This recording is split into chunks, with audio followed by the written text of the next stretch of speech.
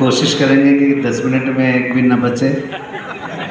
हम डॉक्टर से पूरी ताकत लगा रहे हैं कि आप लोग जल्दी से जल्दी जाएं, लेकिन आप लोग नहीं जा रहे हैं। इसीलिए मैं मुकुल मान की 2 पंक्तियां कहता हूं कि आप जैसे लोग अब मिलते नहीं हैं, इस महक के फूल अब खिलते नहीं हैं। अरे आप चलकर आ गए हैं, शुक्रिया, लोग तो भूकंप में हिलते नहीं। वाह जी वाह सर वाह। ये है आप अच्छा, मैं व्यंग्य का कवि हूँ, व्यंग्य का विद्यार्थी हूँ, आप लोगों से बहुत परिचित हूँ। मुझे लगता है हर बार कि इस बार मैं गैप कर दूँ, नहीं आऊँ, लेकिन फिर मेरा मन ललचा जाता है, फिर इस शहर को देखने का मन करता है, फिर बोकारो भवन में किसी कमरे में रुक करके और बाहर उसके लान में टहलने का मन करता है, क्योंकि हम महानगर से आते हैं, वहाँ बड़े बड़े पार्क नहीं हैं, वहाँ ऊंची ऊंची इमारतें हैं। मैं मुंबई में एक चैनल का हेड था 2010 से 2014 तक। तो कैसे व्यंग्य की और हास्य की बात होती है कि कोई पुरानी किसी ने सुनाई थी, मुझे अचानक याद आ गया कि एक बार एक मुंबई के कुत्ते को बोकारो का कुत्ता मिला। मुंबई का कुत्ता बोकारो आ गया था, तो दोनों खड़े थे। बोकारो का कुत्ता ऐसे ऐसे पूंछ हिला रहा था, मुंबई का कुत्ता ऐसे ऐसे पूंछ हिला रहा था। तो बोकारो के देखिएगा किस तरह से इंफ्रास्ट्रक्चरल सटायर किस तरह से तैयार हो जाता है। तो बोकारो का कुत्ता जो ऐसे ऐसे पूंछ हिला रहा था, उसने मुंबई के कुत्ते से कहा कि यार कुत्ते ऐसे ऐसे पूंछ हिलाते हैं, तुम ऐसे ऐसे पूंछ क्यों हिला रहे हो। तो मुंबई के कुत्ते का जवाब और बोकारो की तालियां। मुंबई का कुत्ता बोला, वहाँ इतनी जगह ही कहाँ है कि ऐसे ऐसे पूंछ हिला सकते। वाह वाह। ये चीज़ ये क्या था, ये लाफ्टर था, लेकिन इसमें छुपा हुआ व्यंग्य बहुत ज़बरदस्त था, अद्भुत व्यंग्य था। मैं व्यंग्य की एक क्षणिका से बात शुरू करता हूँ, तब तक दिनेश जी आ जाएंगे और मैं उसके बाद अपना काव्य पाठ समाप्त कर दूंगा। जो मुझे समय दिया गया है उसके 15 मिनट पहले हम अभी हैं, अभी हम आपको थोड़ी देर तक और रोकेंगे। बच्चे बैठे हैं, वो बच्चा पहली बार आया है, इनका बेटा है प्रभाकर जी का, वो बहुत ध्यान से हम लोगों को देख रहा है कि आखिर ये हो क्या रहा है, ये है क्या। उसने मनी मनी सोचा होगा कि कोई डांस हो रहा होगा, कोई म्यूजिक पार्टी होगी, कोई बैंड आएगा, लेकिन बेटा यहाँ कोई बैंड नहीं मिला। तुमको बहुत मतलब डिससेटिस्फैक्शन तुम्हें हुआ, बहुत तुमको लगा कि पता नहीं क्या हो रहा है। लेकिन हम एक बात बेटा बताना चाहते हैं कि चाहे वो म्यूजिक पार्टी हो, चाहे कोई सिंगिंग हो, लेकिन जब तक कविता नहीं होगी तब तक न तो कोई गायक गा सकता है, न कोई संगीतकार उसको संगीत दे सकता है। बहुत बढ़िया, तो बहुत बढ़िया। जोड़िए, अपनी पीढ़ी को जोड़िए। हम यहाँ पर सिर्फ मोटा लिफाफा लेने नहीं आते, हमारे आने के पीछे एक पर्पस भी होता है कि हम कुछ तो ऐसी बात आपसे कहेंगे जो आप अपने बच्चों तक पहुँचाएँ। मैं फिर कहता हूँ कि अपने बच्चों को थोड़ी देर के लिए सही लाइए, अच्छा ठीक है 15 मिनट बाद चले जाना। अगर बच्चे का मन लग जाए तो उसको बैठा रहने दीजिए, नहीं मन लगे तो उसको भेज दीजिए, लेकिन धीरे धीरे इनकलकेट कीजिए उनके भीतर साहित्य और संस्कृति के प्रति झुकाव, वरना नहीं चल पाएगा काम। हम अपने मित्र दरोगा जी के घर गए, हम अपने मित्र दरोगा जी के घर गए, देखा दरोगा जी मर गए। मैं व्यंग्य की बात करूंगा, आइए भैया बैठे। हम अपने मित्र दरोगा जी के घर गए, देखा दरोगा जी मर गए। हमने उनकी पत्नी से पूछा, भाभी जी दरोगा जी कैसे मर गए, क्या रस्सी से लटक कर आत्महत्या कर गए, या फिर कोई जहर पिया था, अथवा कोई एसिड लिया था, या फिर कोई जहरीला पाउडर फांका था, कैसे मर गए। कोई जहर पिया था, अथवा कोई एसिड लिया था, या फिर कोई जहरीला पाउडर फांका था। वो बोली, भाई साहब ना ही ये रस्सी से लटक कर मरे हैं, ना ही कोई जहर पिया था, ना ही कोई एसिड लिया था, ना ही कोई जहरीला पाउडर फांका था, लेकिन लाख मना करने के बावजूद कल शाम अपने गिरेबान में झांका था। वाह। लेकिन लाख मना करने के बावजूद कल शाम अपने गिरेबान में झांका था। मैं लखनऊ से आया हूँ, लखनऊ उत्तर प्रदेश की राजधानी है, और वहाँ पर एक विधानसभा मार्ग है। मैं आपके ज्ञान के लिए बताऊँ, विधानसभा मार्ग उस सड़क को कहा जाता है जिस पर विधानसभा बनी होती है, जिस पर विधानसभा नहीं होती उसको महात्मा गांधी मार्ग कहा जाता है। तो उसमें बहुत सारे लोगों से मुलाकातें रहती है। सर सुनिएगा, एक और छड़िका सुनाता हूँ, फिर 1 मिनट की एक कविता सुनाकर अपनी पारी समाप्त करूंगा और डॉक्टर दिनेश रघुवंशी जी को आमंत्रित करूंगा। लखनऊ के विधानसभा मार्ग पर, पवन थोड़ी बाहर कर दो। पवन ने बहुत अच्छे कपड़े पहने हैं, जीन्स भी इनकी है, शर्ट भी इनकी है, सदरी की मैं बात नहीं कर रहा हूँ। लखनऊ के विधानसभा मार्ग पर इधर से उधर और उधर से इधर जा रहे गिरगिट नरेश से हमने पूछा। कभी कोई मिल जाता, इंजीनियर मिल गया, नेता मिल गया, डॉक्टर मिल गया, संपादक मिल गया विधानसभा मार्ग पे, मुझे एक गिरगिट मिला था, उससे मैंने बात की। सैटारिकल व्यंग और द पॉलिटिक्स, इससे ज़्यादा बेहतर मैं नहीं कर पाया। विक्रम जी सुनो।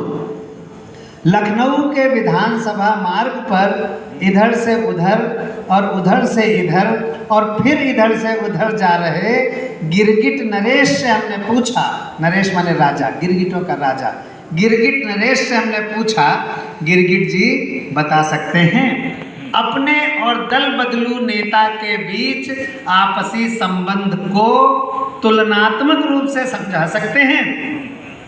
गिरगिट बोला, अस्थाना जी, किसी गिरगिट की नेता से तुलना करना महापाप है। अब आप एप्रिसिएशन की तालियां तैयार रखिएगा अगर व्यंग अच्छा हो। गिरगिट बोला, अस्थाना जी, किसी गिरगिट की नेता से तुलना करना महापाप है, क्योंकि रंग बदलने के मामले में नेता गिरगिट का बाप है। वाह वाह मामले में नेता गिरगिट का बाप। मैं एक छोटी सी कविता पढ़कर आपको आमंत्रित करता हूँ। ये कविता मैंने यहाँ बोकारो में नहीं सुनाई है, मुझे पक्का याद है। ये कविता विशुद्ध व्यंग्य की कविता है, लेकिन इसमें कहीं कहीं आपको ठहाका भी मिलेगा, लेकिन अंत तक पहुँचते पहुँचते ये आपको एक चिंतन जरूर देने की कोशिश करेगी कविता। मुझे नहीं पता कैसी कविता बनी, आप सुनिएगा। ये कविता मैंने शमशान घाट से उठाई। मैं लखनऊ में था, लखनऊ में बड़ा खूबसूरत शमशान बना हुआ, इतना सुंदर शमशान है कि वहाँ कभी कभी लेट जाने का मन करता है, जगह मिल जाए। तो एक दिन मैं वहाँ था, तो वहाँ एक बोर्ड लगा हुआ था, उस पर शमशान घाट की कुछ सूचनाएं लिखी हुई थी। यहाँ से मैंने ये कविता उठाई और सामाजिक व्यंग्य में इस कविता को मैं अपनी प्रतिनिधि कविता समझता हूँ। थोड़ी सी अगर मन हो तो ताली बजाकर मुझे एटमॉस्फेयर दे दीजिए। बस ठीक, बहुत काहे वेस्ट कर रहे हो आप। शमशान घाट के बोर्ड पर गया हमारा ध्यान। बहुत बड़े कवि हैं दिनेश रघुवंशी जी। शमशान घाट के बोर्ड पर गया हमारा ध्यान, लिखा था डिस्काउंट पर मुर्दे फूंकने का विशेष अभियान। लिखा था, अब आएगा धीरे धीरे सेटार आएगा, मैं समझ गया आप लोग बहुत अच्छे श्रोता हैं। शमशान घाट के बोर्ड पर गया हमारा ध्यान, लिखा था डिस्काउंट पर मुर्दे फूंकने का विशेष अभियान। हमने वहाँ के क्लर्क से कहा, भैया बंदा तो स्टूडेंट है। अब व्यंग्य पकड़ लीजिएगा तो ताली बजा दीजिएगा। हमने वहाँ के क्लर्क से कहा, भैया बंदा तो स्टूडेंट है। वो बोला, तुम्हारे लिए छूट 100%। वाह वाह वाह। वो बोला, तुम्हारे लिए छूट 100% है। अगली 2 पंक्तियां व्यंग्य की ऊंचाइयों तक आपको ले चलेंगी। यात्रा कीजिएगा और तालियों से मुझे अप्रिशिएट कर दीजिएगा। वो बोला, तुम्हारे लिए छूट 100% है, ग्रेजुएशन की डिग्री लाओ, फ्री में फूंके जाओ। वाह जी वाह। एक पंक्ति व्यंग्य मिलेगी, ग्रेजुएशन की डिग्री लाओ, फ्री में फूंके जाओ। और बताने लगा, यदि रोजगार की तलाश में मरे किसी बेरोजगार की लाश लाएं। कोई भी सत्ता परिवर्तन हो, कोई भी सत्ता आती, वो ये कहती है इतने लाख लोगों को रोजगार देंगे। 5 साल तक वो बात कहती है, 4.5 साल जब होते हैं तो वो जगह निकालती है, जगह निकलती, लोग अप्लाई करते हैं युवा लोग, फिर वो किसी न किसी कोर्ट केस में चली जाती है, फिर वो एम्प्लॉयमेंट नहीं हो पाता। सुनिएगा,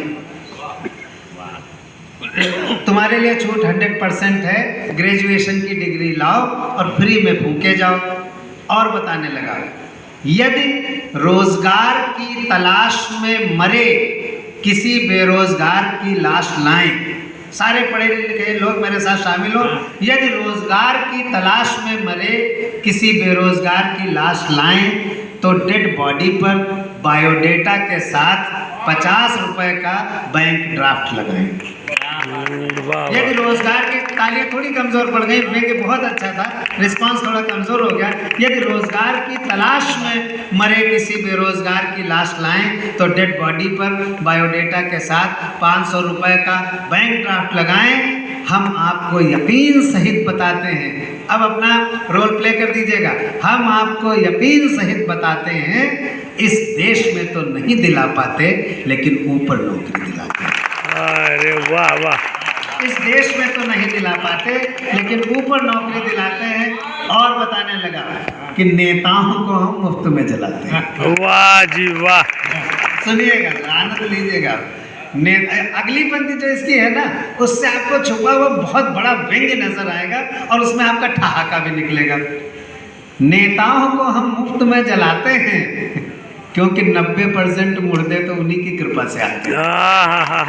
नेताओं को हम मुफ्त में जलाते हैं, बहुत बेहतरीन प्रस्तुति नेताओं को हम मुफ्त में सर्वेश जलाते हैं अस्थाना के द्वारा। क्योंकि 90% मुर्दे तो उन्हीं की कृपा से आते हैं। और मुकुल भाई सुनिएगा कि जब किसी धर्मनिरपेक्ष नेता के कारण, एक एक शब्द पर ध्यान चाहता हूं प्रत्येक पढ़े लिखे व्यक्ति का, जब किसी धर्मनिरपेक्ष नेता के कारण धार्मिक उन्माद बढ़ जाता है, धर्मनिरपेक्ष नेता के कारण धार्मिक उन्माद बढ़ जाता है तो अपना धंधा एवरेस्ट चढ़ जाता है। तो वाह अपना वाह, धंधा एवरेस्ट चढ़ जाता है। और देखिएगा कैरेक्टर पर दिनेश भैया, पवन सुनना कि मृत पुलिस वाले की आत्मा को हम पूरी शांति दिलाते हैं। मैं आपसे एक बात अर्ज कर दूं, एक बात मैं आपसे निवेदित कर दूं कि ये जो व्यंग्य होता है इसमें पात्र का चयन होता है।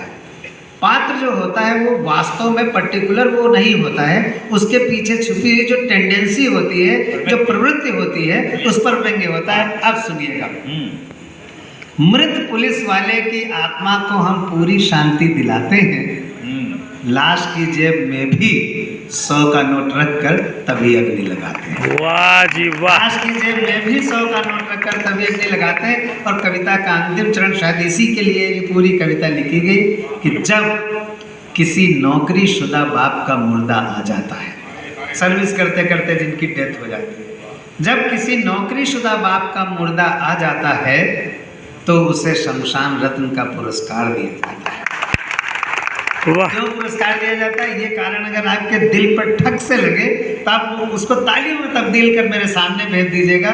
जब किसी नौकरीशुदा बाप का मुर्दा आ जाता है तो उसे शमशान रत्न का पुरस्कार दिया जाता है, क्योंकि बेचारा खुद तो मर गया लेकिन मरकर भी कम से कम अपने एक बेरोजगार बेटे के हाथ में नौकरी थी। कम से कम अपने एक बहुत बेरोजगार बेहतरीन बेटे के हाथ में प्रस्तुति। नौकरी धर गया। मैं ऐसे पिताओं का आह्वान करता हूँ, मैं ऐसे पिताओं का आह्वान करता हूँ ओझा जी, मैं ऐसे पिताओं का आह्वान करता हूँ कि वो आए, मैं ऐसे पिताओं का आह्वान करता हूँ ओझा जी कि वो आए और भारत रत्न से भी बड़ा शमशान रत्न ले जाएं। क्यों? क्योंकि भारत रत्न किसी के चेहरे पर मुस्कान के फूल खिला नहीं सकता, और चाहे जितने भारत रत्न हो, नहीं, मैं फिर से इस पंक्ति को कहता हूँ, क्योंकि भारत रत्न किसी भी चेहरे पर मुस्कान के फूल नहीं खिला सकता और पूरी ताकत लगा दे, लेकिन भारत रत्न किसी को नौकरी नहीं दिला सकता। एक नंबर, वाह वाह, बहुत बहुत आभार। लाइक कवि सम्मेलन से में सब्सक्राइब। ऐसा लग रहा था कि आप लोग जय हिंद, शामिल नहीं होंगे, जय लेकिन भारत। जितने लोग हैं, मुझे लगता है कि इस बार यही लोग कविता सुनने के लिए आए थे। और आमतौर पर होता भी यही है कि हजारों की भीड़ शुरू में होती है, लेकिन बाद में कविता सुनने वाले यही 96 लोग बचते हैं। वाह मैं जी आप वाह, सबको बहुत बधाई देता हूँ। धन्यवाद धन्यवाद। अच्छी कविताओं से वंचित रह जाना सबकी किस्मत में होता है, लेकिन बहुत कम लोगों की किस्मत में होता है, वो हम जैसे लोग होते हैं कि अच्छा सुनने वाले लोग हमें मिलते हैं अंत तक। बहुत आभार आपका। बहुत बढ़िया सर्विस। गए थे, यही बताते हैं, मैं तो उसमें गया नहीं था। बोले इनका जब नंबर आया तो सामने 2 ही लोग बचे थे, बाकी सब चले गए। तो ये बड़ा बड़ा प्रसन्न थे फिर भी कि भाई 2 लोग इनके लिए रुके। इन्होंने कहा भाई आप लोग तो बहुत अच्छे हैं, हमको सुनने के लिए रुके हुए, बहुत आभार आपका, आपको मैं कविताएं सुनाऊंगा। तो उसमें से एक बोला जल्दी सुनाओ, मैं लाइट वाला हूँ, ये टेंट वाला है। ऐसी स्थिति यहाँ मत आने दीजिए वाह। कि लाइट वाला हूँ टेंट वाला हूँ। बड़े भैया दिनेश रघुवंशी हिंदुस्तान के वो बड़े नाम हैं जिनको हम लोग भोले भी कहते हैं, बहुत भोले हैं मन से, बहुत अच्छे व्यक्ति हैं। फरीदाबाद में रहते हैं लेकिन उत्तर प्रदेश में जन्मे हैं ये, और हर विधा कविता की इनके पास है।